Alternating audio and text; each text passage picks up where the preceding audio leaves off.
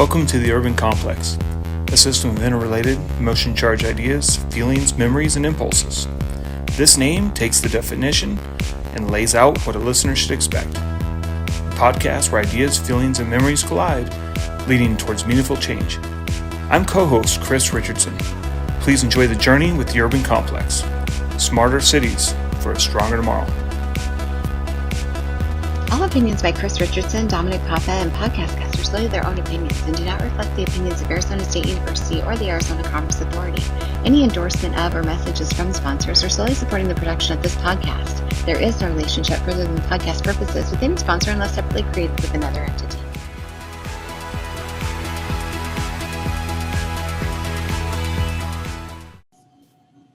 All right, Dom, here we are again. What's top of mind for you today? Hey, Chris, another week. Excited to be here. Man, I don't know. I just can't help but think about the Phoenix Suns right now. I mean, it's a great time to be a Phoenix Suns fan. I think sports in general, right? Yeah, true. It's very true, actually. It's been, for me at least, in my interest. I mean, it's been 11 years since the Suns are in the playoffs. We're rallying the Valley. You know, we beat the Lakers in the first round. Second round is going well. Just exciting to see the stadiums full of fans again, the excitement that it generates. I mean, watching the U.S. play Mexico on, a couple Sundays ago was exciting. Thriller. Huge win in the most dramatic fashion. But that passion, the excitement you get, it's good to see sports coming back to life, fans able to come back safely into these arenas. It's just an exciting time.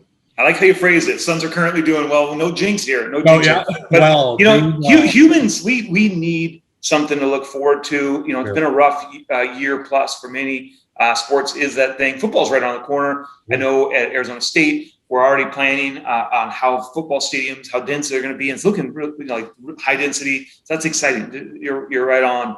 And boy, the Suns give me memories. I was a Seattle Supersonics fan. I'm still mad at Howard Schultz for kicking the Suns over. Seeing Kevin Durant kicking butt now is dagger too, because he got big with Oklahoma City when they first moved the Suns or the Sonics over. Yeah. Plus, Suns beat up on the Sonics back in the playoffs with hearing the round mound of sound. Barkley doing the post game. Oh my gosh, that reminds me of the Suns Sonics wars back in the day. But yeah, so I'm excited too. Sports are awesome. It just feels like things are getting back to normal. It's been fun doing this podcast throughout, but we always talk about we got to be in person, and that actually brings us perfect segue to this guest. We've met with Jen in person a few times, but you definitely know her better. Why don't you tell audience about Jen? Yeah, Jen Sanders. She's a phenomenal leader, doing some terrific work with Dallas and now the broader North Texas region. We've met through the kind of the Smart City Conference circuit.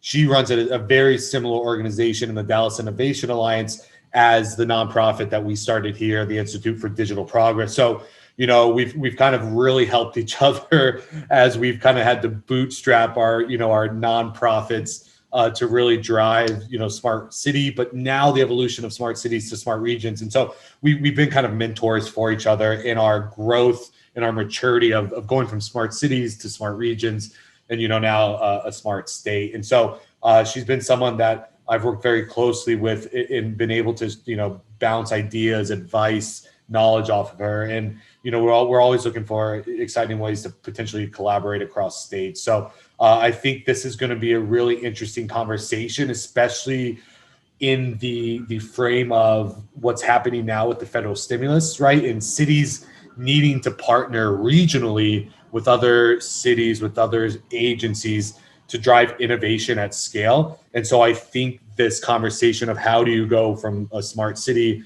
to a regional approach is going to be very interesting for a lot of our audience. So I'm excited to have her on. Yeah, me too. One thing, I don't know Jen as well as you do, but I've always been impressed. She's one of those people, she's kind of deferential when in a large group setting. She's just always observing, but the few times I've seen her get the stage, my gosh, she is just on point. She knows exactly what she's done. She knows where she's going. So I'm excited to see how that is all evolved since the last time we've talked, because it has been a year and a half, I think, since we've seen each other. So should we get her on? Let's go. Yeah. Support for this episode of The Urban Complex comes from Worldwide Technology. What if we could connect people to new possibilities, turn thinking into a way forward, solve problems before they become a problem, and share the future with everyone? We can. At WWT, we connect businesses to technology to make the impossible possible, to reach better decisions faster, to accelerate progress. Together, let's make a new world happen.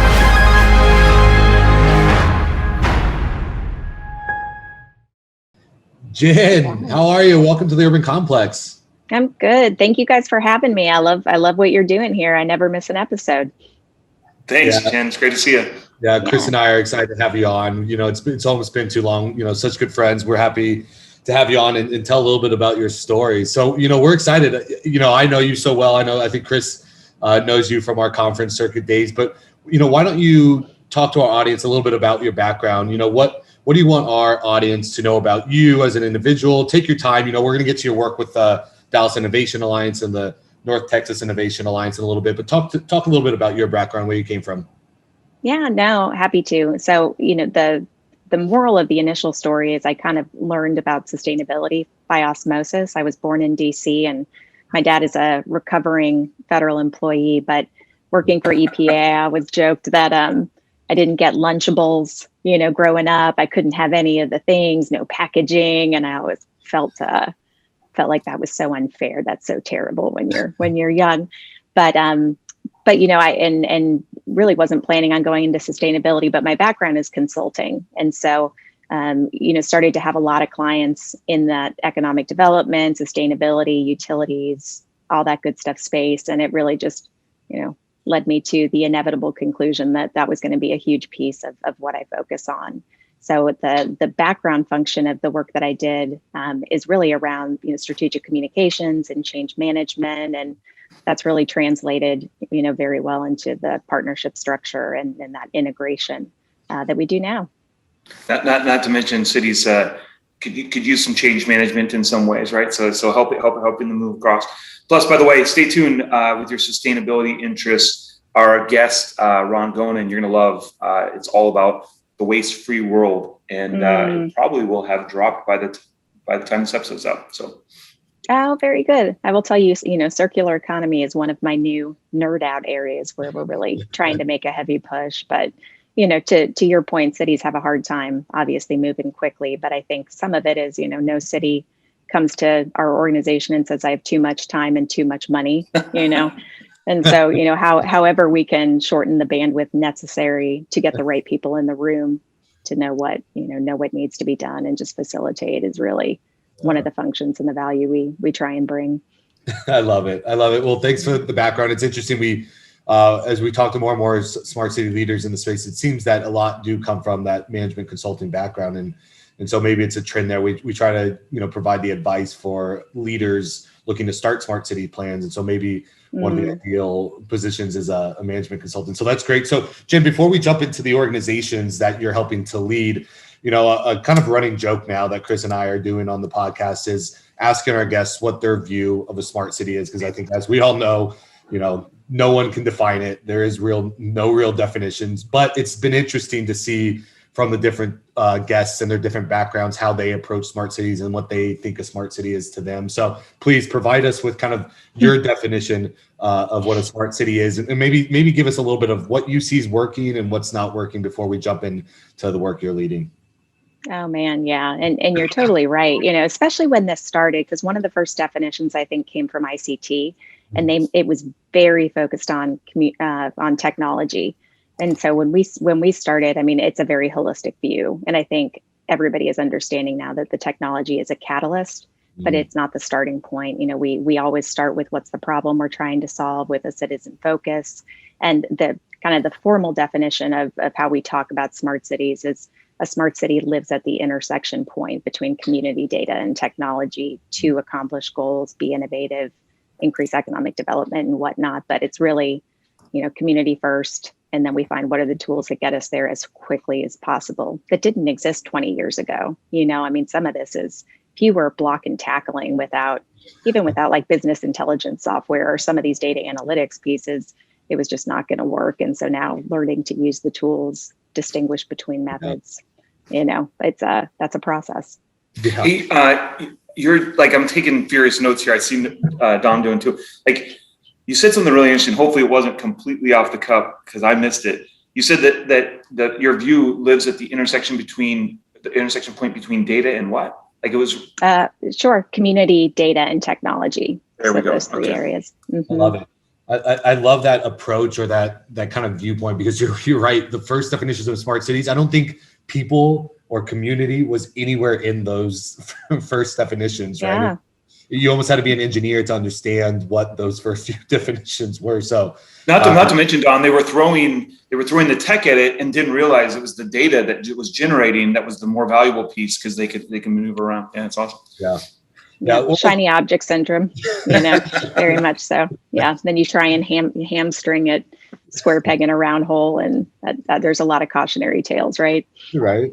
Oh, that probably leads to the Dallas Innovation Alliance and the incredible work that you're leading now. So we brought you on because you're doing a lot of similar work around regional innovation, but let's not get there quite yet.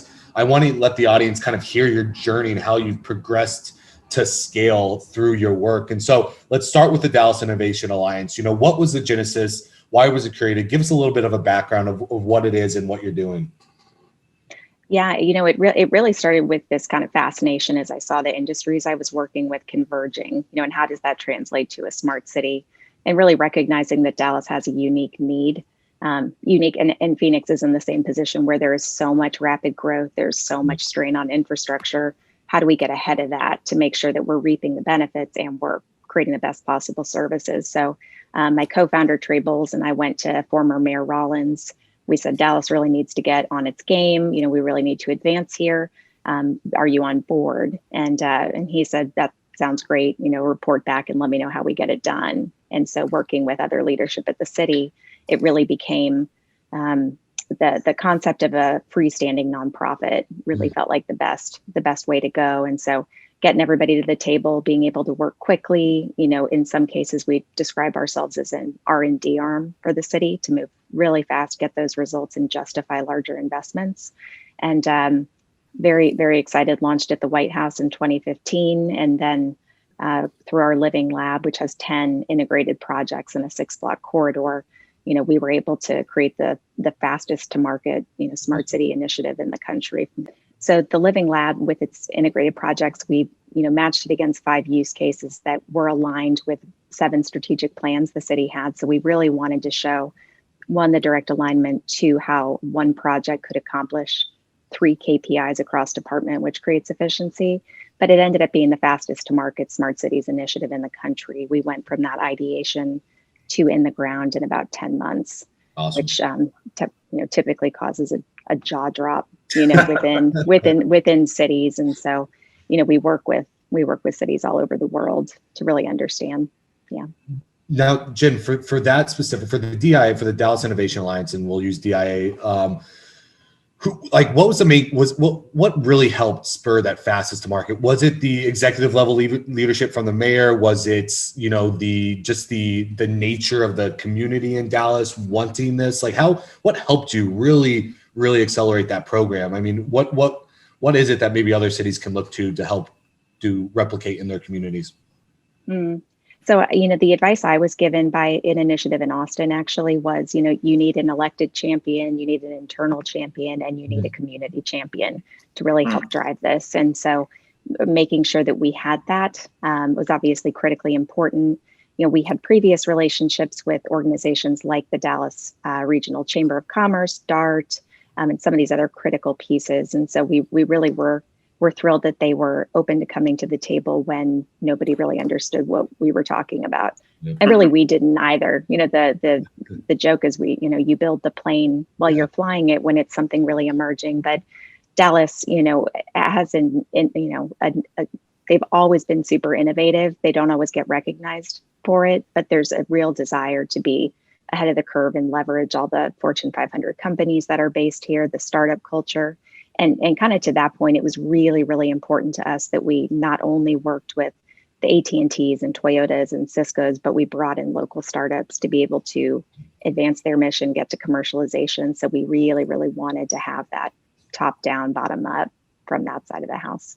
Did you get funding from all three of those angles too? The cities as well as the partners? So I think that's key too, right? Having funds that you can navigate the process. 100%. No, that's a great question. And when we went to the city initially, we said, we will get through this pilot without any funding from y'all. So we're not going to ask for funding until value is proven out. So that was the way we did in Dallas. So our funding primarily came from nonprofits and foundations and the corporate sector for that initial, what allowed me to leave my old day job and come over to DA and do it full time. Doing both of those for an overlapping year, nearly killed everybody, I think, but it, you're smiling, you're here today, you're smiling. So all 100% worth it. But it's funny. I think about that first year when Trey and I were in the trenches, just getting everything stood up. And I said, I don't remember how I did it. I don't know if I could do it again. You kind of block it out, I think. But 100% worth it. Yeah, it takes years off your life. I mean, Jen, I know, we're very similar. We run very similar organizations. And I agree. I think that's a good point that I think our audience, especially maybe others in similar positions, to not miss out on. I mean, oftentimes if you run to the city asking for money right away, they're just going to close the door and kind of shut you out. But if you can prove value and find ways, bootstrap ways to find value, show success, then you can really start to engage them, I think, on a much, much more deeper level, because they see you as a trusted friend, almost like, oh, look, this organization didn't ask me for money, but yet they're providing value and capacity back to me and my organization.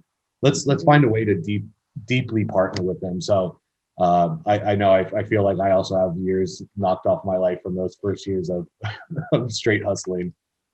Oh man, it's a journey, and that's really a gift that we can give to other cities, because I feel very strongly that I want any city that comes after us to move faster, and what can I provide to be able to just provide whatever I've learned, and, still constantly learning, which I kind of love. I joke I'm getting a PhD on the ground, because every day something evolves and, learning something. Especially because I was going to joke when you said you're building the plane while you're flying it.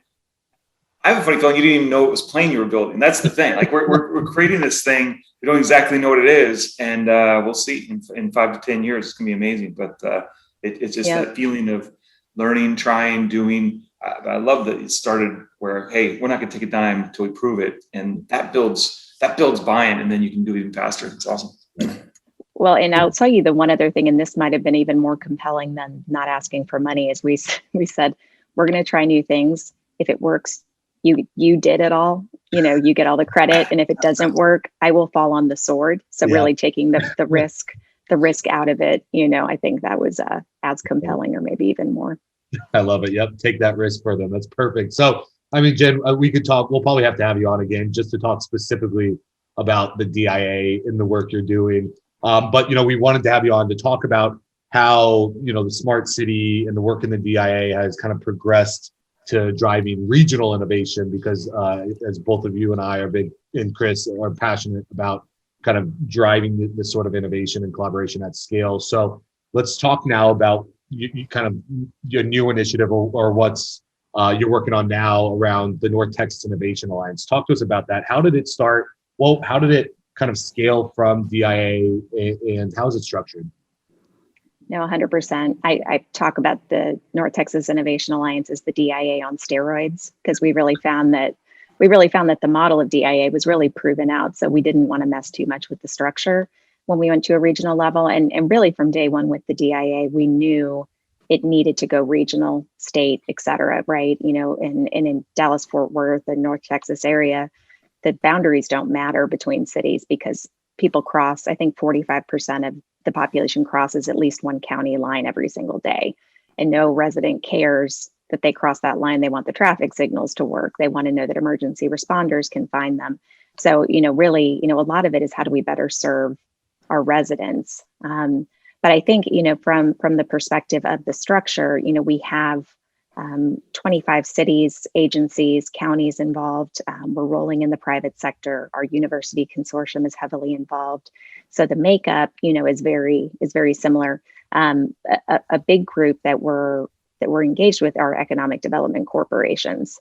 And I think, often economic development is one of the, the first areas that says, oh yeah, this is going to help us, when we look at that economic development play and what prepares infrastructure to continue to elevate, the offerings that that you're looking for to expand local and bring folks in. But ultimately, and I'll take a breath in a second, the regional initiative, what we're really looking to do is take on the really massive issues and how can we chip away at that. And by that, I mean policy, I mean financial models, I mean procurement, and really making sure that, from a legal standpoint, I think it's so important that we bring in those folks early, and make sure we know where their roadblocks are. When are the points that they're going to say absolutely not, and how can we start to look at mitigating those early? So, which when you have that stuff out of the way, or at least aligned, you can move fast. It's amazing how folks just miss that there's super heavy lifting that's necessary. It kind of leads into our next question, which is perfect segue. What distinctions are there between building a city-based consortium to a regional one? And, why is now the time? I mean, how's approach benefit diverse stakeholders, priorities, expectations? Kind of show how this groundwork is it's go time. I think for a number of reasons. And one is kind of, similar to the case we made to Mayor Rollins when we started DIA, that infrastructure, is taking a beating, as more people come in, particularly for the older cities. And for the newer cities that have the opportunity to build it right the first time, if you have a dig once policy, if you're going ahead and putting in connectivity with your traffic signals, putting direct fiber in when you're building and when those cities that are really high growth, and the cities that know they're going to have that growth as kind of a bleed over from a rapidly growing suburb right now, they want to be as prepared as possible. And so I think when we look at the distinctions, when you have multiple public entities that are working together, they're all on a different continuum. They're at a different stage in maturity and how they're looking at this. And so we look at kind of this informal mentorship between the cities that have really established protocols, have got stuff in the ground to really help pull the smaller towns, or those that are really looking to mitigate at the foundational level any barriers that will get them where they want to go. So one is really looking at where is everybody and how can we best, whether it's providing, we're doing lightning talks on Thursday at our meeting actually around the digital infrastructure divide access conversation, and 3 of our members have done really innovative approaches to it over the last 1 to 3 years.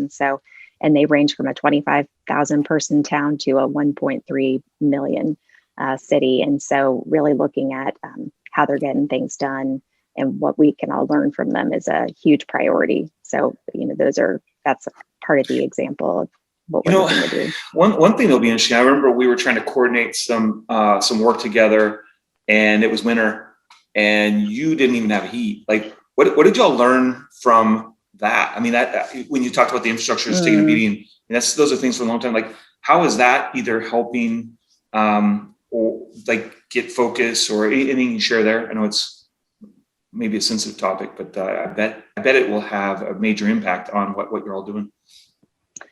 100%. And I think that was one of the benefits of being able to convene this group, reacting to the storm. And so what we looked to do in that discussion was say, at the state level, that's a whole nother ballgame, right? In terms of what they plan to do around the larger infrastructure. But there are some things that at the local level, we can look at as a best practice or a learning. And a lot of that was in the response for residents. How are we getting the power back on? What type of generation capacity do we have or do we not have that now we know we need to beef up?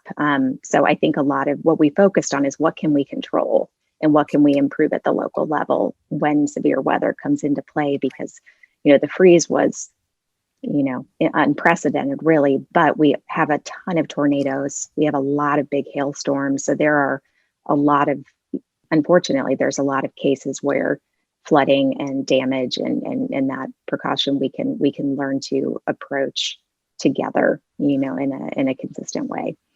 Yeah, that's a great point. It's like consistency in what's working and getting response. I'm sure they love that your PR background you shared before. So I was also amazed when you were talking about some of the things you're doing, how focused you are on KPIs and whatnot. So tell us about like big audacious outcomes, like what do you see as the big impact, and how do you quantify that?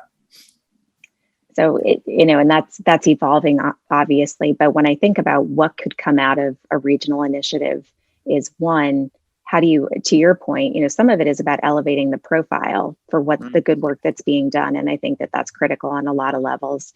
The second is, can we create cross-jurisdictional programs and standards that can be deployed that really showcase how can costs be shared, what type of interlocal agreements are necessary, what type, how can we create a template really for how you can get these multi-jurisdiction programs done, and the efficiencies that come from that, both short and long term.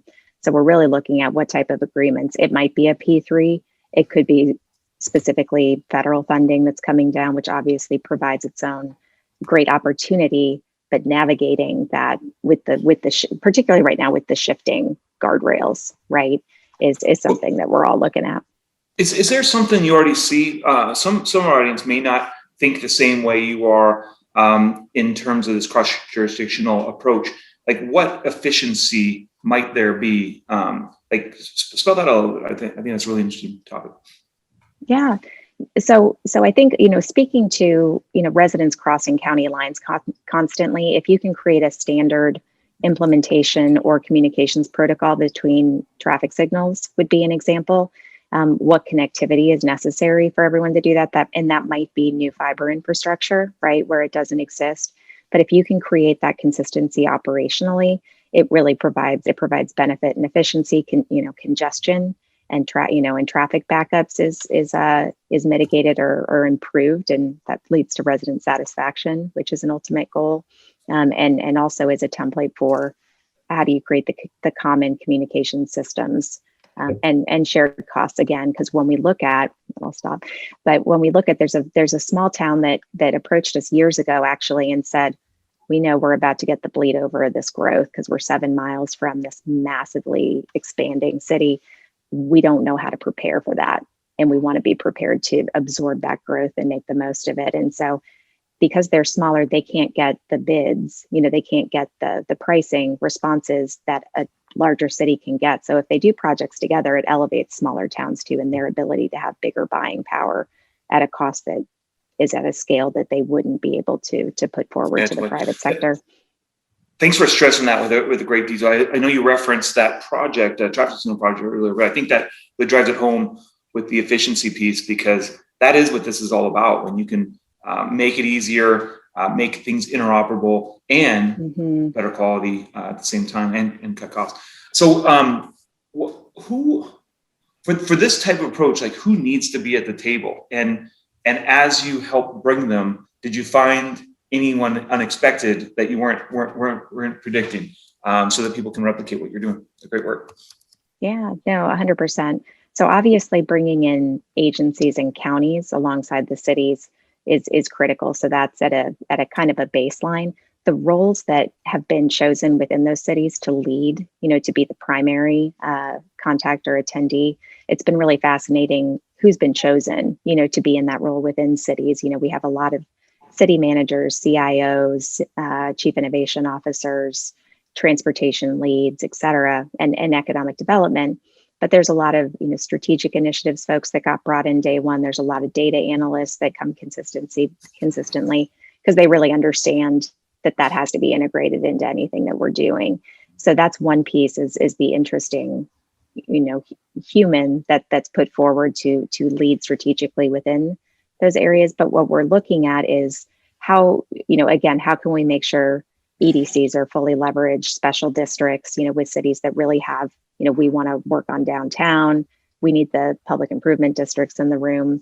But what we're seeing is the need to and the desire to bring in the procurement folks and the council, the legal counsel early. And there's a recognition that, managing those pieces, how critical it is. And we really, again, want to look at a project end to end and say, where are the red lines, where are the barriers that, and really work ahead of time to mitigate. So we really want to look end to end and where have these projects died in the past, and create a Mm-hmm.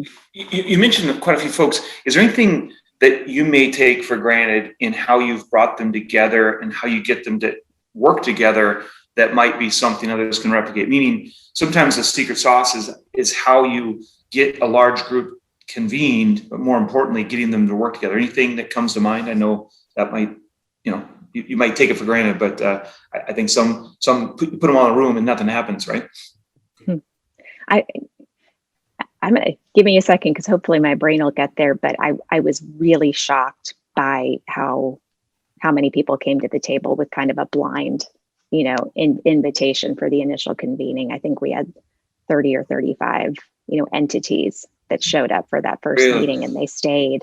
But I do think, some have shared that the precedent of the DIA and how that worked and how that was effective was useful, and that was an attractive piece for them. But they also, I think, 5-10 years ago, people didn't understand smart cities and what that meant, right? And I think cities at this point really have absorbed at least the function and the concept, right? And so I think, especially those that were trying to see what should that role look like in their cities, I just think the specialization of smart cities, even though we really look at it horizontally, is something that everyone is trying to advance.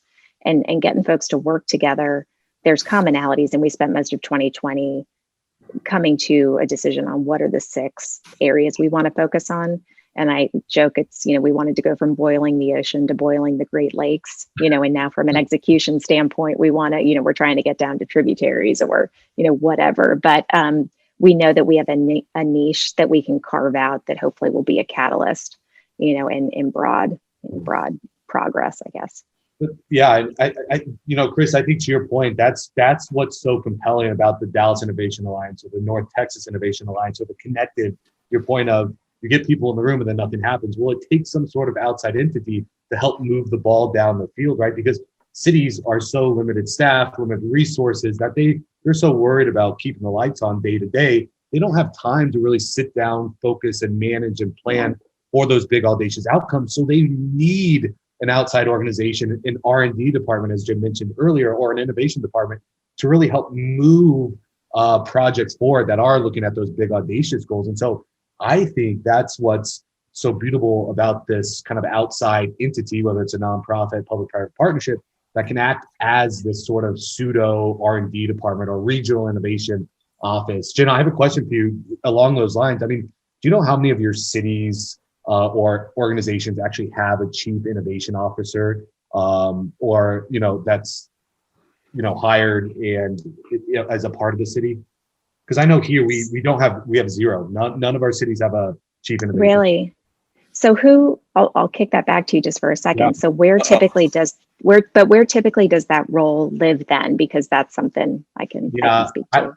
I would say at the executive level, that's kind of the question I was looking for, because I know a lot of departments might have like an innovation manager, but there's no kind of anyone at that kind of executive city management or right below level, department level that is kind of leading the charge. And so that's how the connective is really providing value, is that we're basically the chief innovation officer for the region.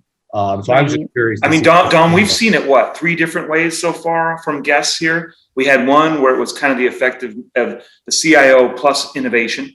We had one where it was, to Dom's point, a report of the city manager, but it was completely untethered to IT.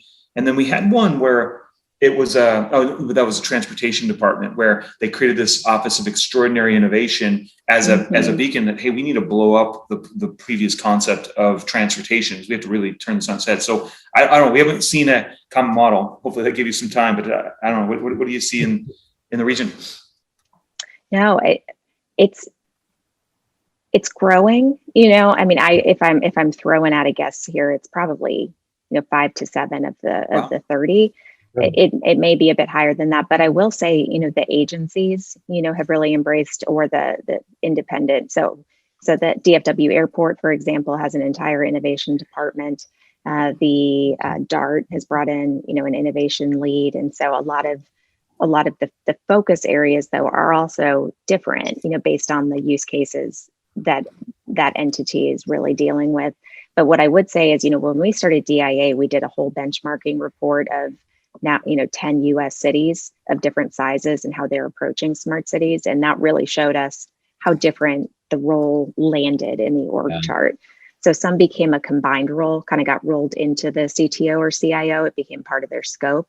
In some cases, it was under the chief financial officer because there was such a focus on process improvement.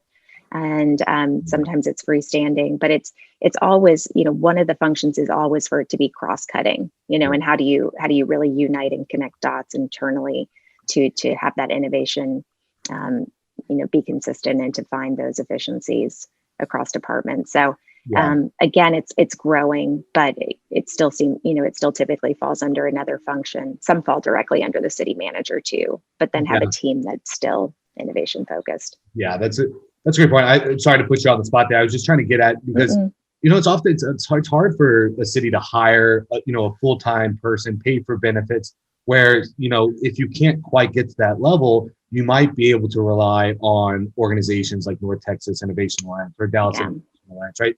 Partnering can help you still drive an innovation agenda. I mean, especially, Jen, I know you're interested in digital equity as well. Think about if they all have to hire a digital equity director now, right? It's very difficult to just hire these new positions where maybe the North Texas Innovation Alliance, South Innovation Alliance Connective can help drive a regional equity initiative on and behalf for these cities, right? So that way they don't have to continuously hire, a new position to drive a new effort, right? Chief Resilience Officer, Chief Sustainability Officer, right? It starts to get expensive really fast. So kind of an efficiency of its own, right? Where one serves many type of thing. Totally.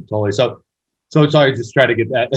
No, totally. And it's no problem at all. I mean, but I think we have had cities, and so start talking about being an outsource innovation arm, and providing that, we have very deep knowledge in an area that most cities don't have time to think about to this level. So that education component, that those workshops, those, how do we provide that deep dive that would have taken 6 months for a mid-level person to dig into developing an RFP as an example. And that too, we could talk about procurement for an entire episode. We could talk about procurement, but when we look at, it would take a long time to really reform the process, in a way that, looking at that, but where we've talked about this entity really attacking procurement is how do we shorten that upfront time investment? How do we shorten the time of evaluation, and contracting taking less time because we have this level of clarity of what we want and what this needs to have. So that education is what comes into play. Where are there collective purchasing opportunities? Sometimes that's, something that there's extra. I didn't realize Texas as a state has cross, buying agreements with the surrounding states, and so I'm like, oh my God, we could buy off of an Oklahoma contract. I didn't, so I'm learning constantly, but if we can educate everyone and get them to the requirements in their RFP, even that, that can save the equivalent of a year salary, for someone internally. So. Yep, it's brilliant. Well, I think we have a handful of other episodes we can have you on for now. So this is great. We're just developing content. I love it. But Jim, before, I'll be remiss before we kind of wrap up here with our standard questions. I'm leading the Smart Region effort here. Chris in ASU is very heavily involved. Technically now Smart State a little bit. Not sure how that plays in, but I'm all about cross collaboration. Chris is, you are. And so I have to ask, where are the opportunities to potentially work together cross region, between the Connective, and in, North Texas Innovation Alliance? Anything we might be able to collaborate on here? Oh, there's another episode. Yeah. Sorry. You even had me. I was like, wait a second. No, I want to hear.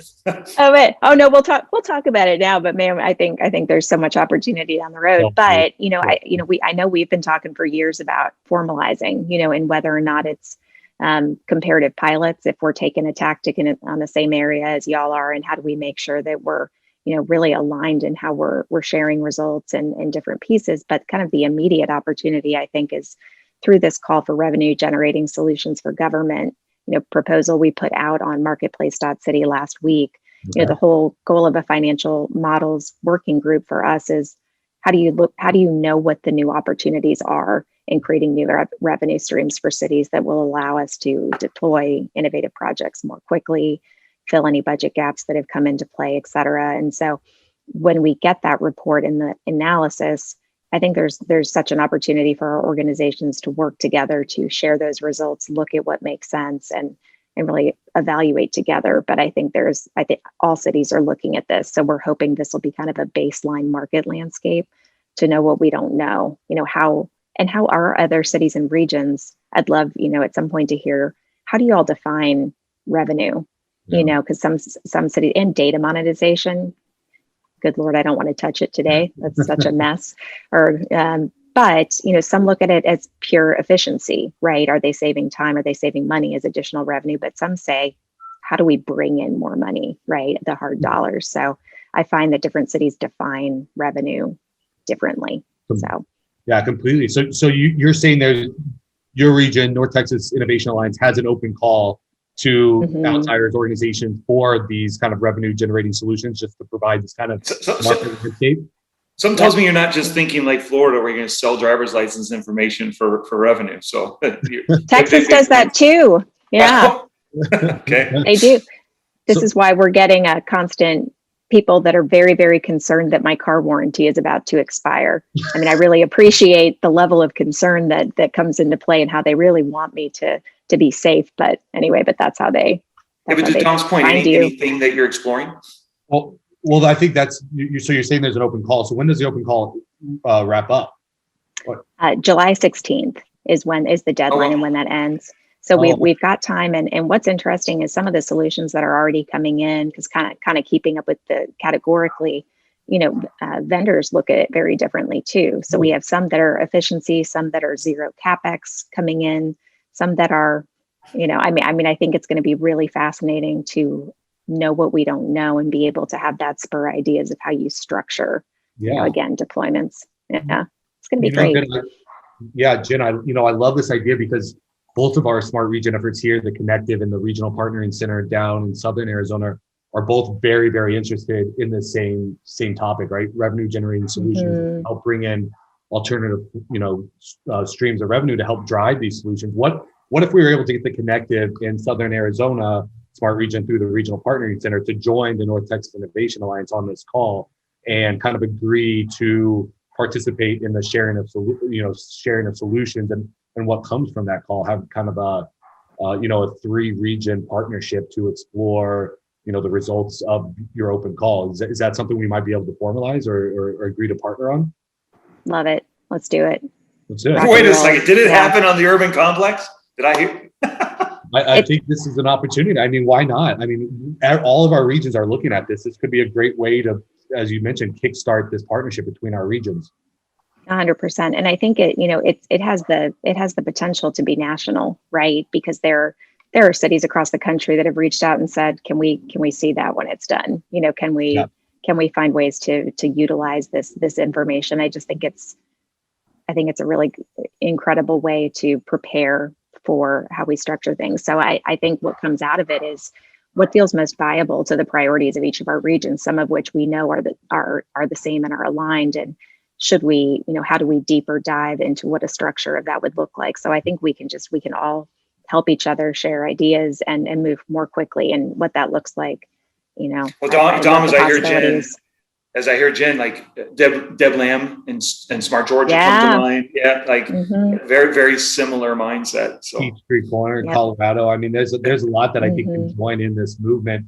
So Jen, let's do it. Let's seal the partnership. Why don't we can maybe think about bringing the regions together to analyze the results, and then maybe the 3 regions have a public event where we talk about the results openly and discuss what we see might work, what doesn't work, and where we might have to pivot. You think that's something we could do? I love it. Let's lock it down. Awesome. It's a no-brainer to me. You're hearing it here. We'll formalize this partnership and we'll get moving. Thanks, Jen. Appreciate that. That's exciting. Yeah, I love it. And just so listeners know, we've got an info session to dive deeper on the 15th, so next Tuesday, and that's at 1 p.m. And I'll provide all that for y'all to put in the description. But really an opportunity, and it's I think for a lot, the private sector has questions, I know, but we really want the public sector to listen in and certainly to your point, if we can formalize partnerships, but love for them to speak in as well. And, what is the purpose of this and how does it align and be beneficial to them? So yeah, we're excited. That's it. Excited to dig it. move forward with that. Hooray! Let's Move fast. We move to fast. Chris's point. Gotta scoop. Yeah. Urban Complex gets the exclusive rock and roll. Very good. But to that point, I mean, we've found a lot of our guests by asking our guests who they think we should have on. Is there anyone that you've been appreciative on your journey, and as you think of that, like, is there anyone that you think should be a guest of the Urban Complex? You were actually called out by two folks to get here. We referenced Deb. Wow. She was called out a few times. So I don't know. Help us explore who we should have on, and also in the same way, like, we know you can't do it alone. Like, who's helped you in this journey?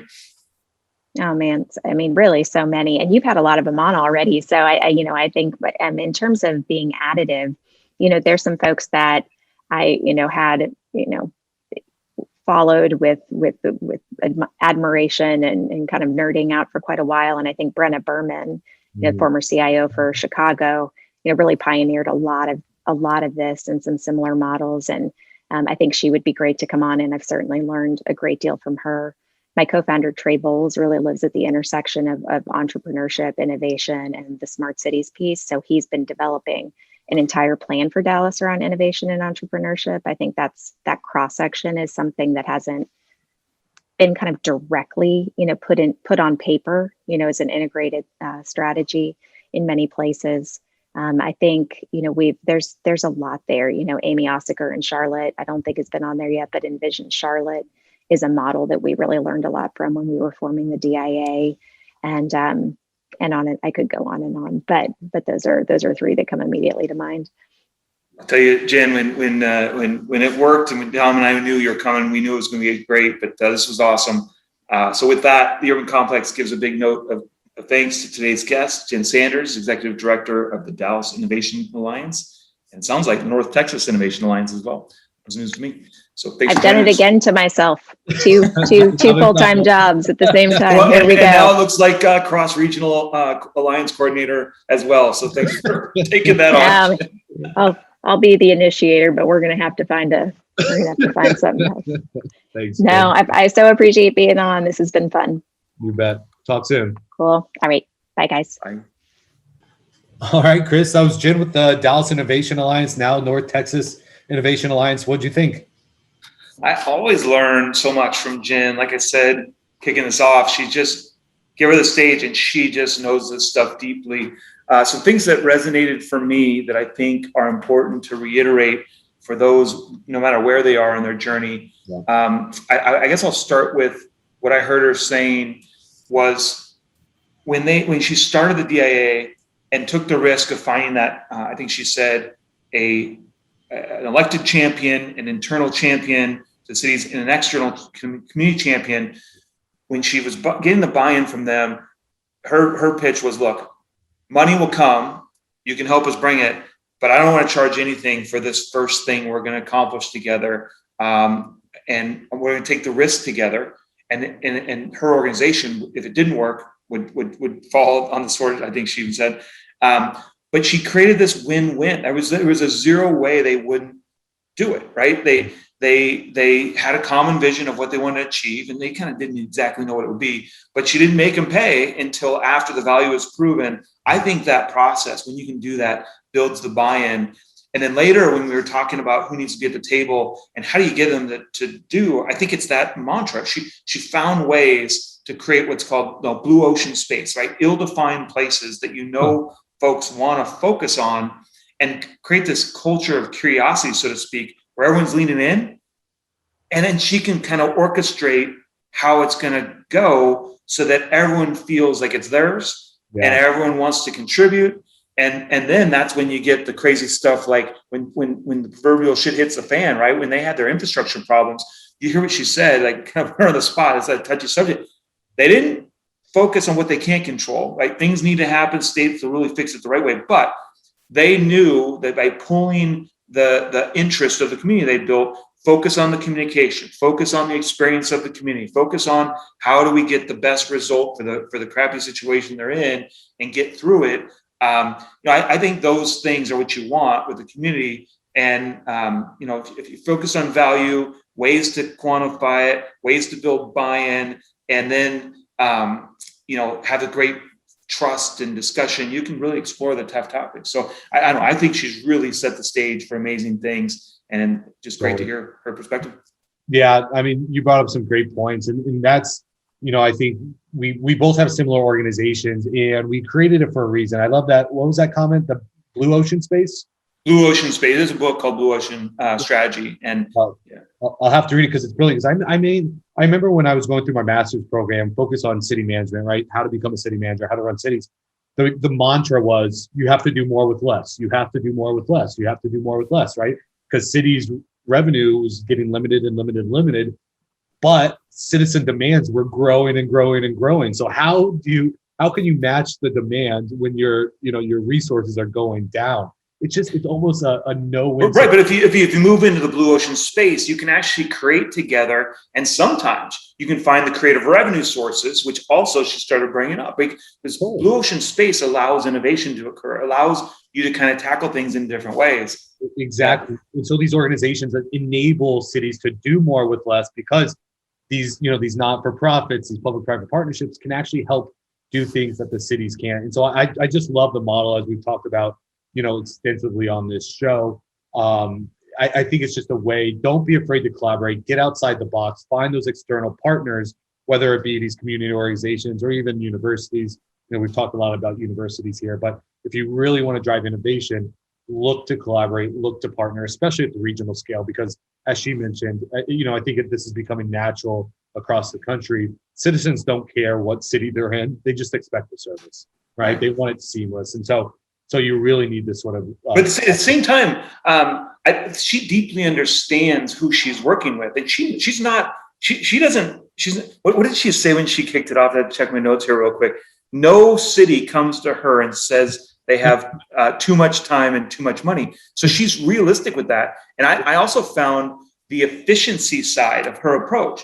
Blue Ocean Space allows you to collaborate in new ways and find new revenue sources. But if you're thinking efficiency and scale from the beginning, back to your point about these organizations, and as you innovate and create new, but you then may build it in a sustainable way where it actually self-funds itself, it's a win-win. You're just taking funds in one area and then you're optimizing in another area, so it doesn't actually impact the equation of the cities and the groups that she's working with. I think it's a great approach. Yeah, maybe we found some new, some Blue Ocean Space today with the partnership we just, I guess, announced. Yeah, no doubt. Nice work. It's amazing because we, working with the Connective, which is the Greater Phoenix Smart Region, they're always wondering where can we find additional revenue streams to help pay for these solutions that the citizens are demanding. Former Mayor Hiremath and Farhad, who runs the Pima Association of Governments and the Southern Arizona Smart Region, are constantly asking the same thing. And so here just became a perfect opportunity. Well, if Dallas has an open public call for these sorts of solutions, why not just work together, evaluate these solutions, and see if there's anything we might be able to do along these lines? And so, or contribute. I mean, me, through the Connective, we've been exploring some really interesting things with data, really interesting things with citizen engagement. Who knows what either ideas get generated from what she's doing, or what we could contribute, or who knows? I love it. I think it's brilliant. So, well, we'll have to definitely keep updating our audience here on how that partnership goes, but excited to move forward. So let's shift the cracks on the pavement. Anything exciting come across your desk? Let me bring up the article. I love this one because it actually ties back to a former guest and place. So the article is Atlanta suburb deploys new tech to tame traffic. So here's Brandon back with City of Peachtree Corners. Love it. Talk about cool. So they're literally going to deploy. It looks like technology in partnership with Qualcomm and an infrastructure firm called Jacobs. I kind of look at it as new sensoring equipment to help kind of optimize safety and congestion in a very, isolated part. But if you remember back to our episode, they've really designed Peachtree Corners to be an innovation lab in and of itself. And I just find this fascinating. Yeah, I mean, him and the city continue to push the envelope. of innovation. And it seems like every other week, or I'm reading a new article about new technology that they're implementing to solve a challenge, right? Or to understand the community or the environment better. I'm just fascinated around Brandon, his leadership in the Peachtree Corner Curiosity Lab. I want to be surprised, talk about partnerships with Jen, if you'll see a, upcoming partnership between them and the work we're doing around the Institute for Automated Mobility and the Mobility Innovation Zone here in general. I just think, man, how do you continuously drive innovation, right? It's sometimes easy to get that first big win or maybe that first press release, but the way they continue to innovate and just add on incrementally to what they're doing. Yeah, he did share. There's lots coming. And it's exciting because you can layer stuff in, you can try new things because you don't have to recreate the wheel. Some of the stuff, back to Jen, if you do the blocking and tackling, you have the fiber laid, you have kind of the policy expectations, the relationship with vendors, you can kind of plug them into a model. It gets easier and easier over time. I mean, if you read down the article, it even says, which I know is some things that we've been interested in. It says the new technology comes with this new technology deployment comes with Peachtree Corners looking to expand its autonomous shuttle route in the fall. So again, they just keep layering more and more, and it kind of all figures its way. So I know we've been trying to figure out how to move people more effectively, cheaper, but it doesn't happen overnight. No, yeah. And I mean, you know me, I'm all about the collaboration and how might we build these partnerships. I mean, you mentioned they're looking at the autonomous shuttles. I'm reading it. They're, how do they decrease pedestrian fatalities? A huge issue for us here. Yeah. How do they reduce congestion? A huge issue here as we continue to rapidly grow, right? And so this just naturally lends to me, like, how, if they're trying to solve the same challenges we're trying to solve, why not partner here and explore ways to share data, share insights, share best practices? This is exciting. I'm going to follow up with Brandon right after this on this article. This is great. Sounds good. Okay. Well, with that, that's a wrap. Thanks for joining us on the Urban Complex. See y'all. Yep. See you next week. Go Suns.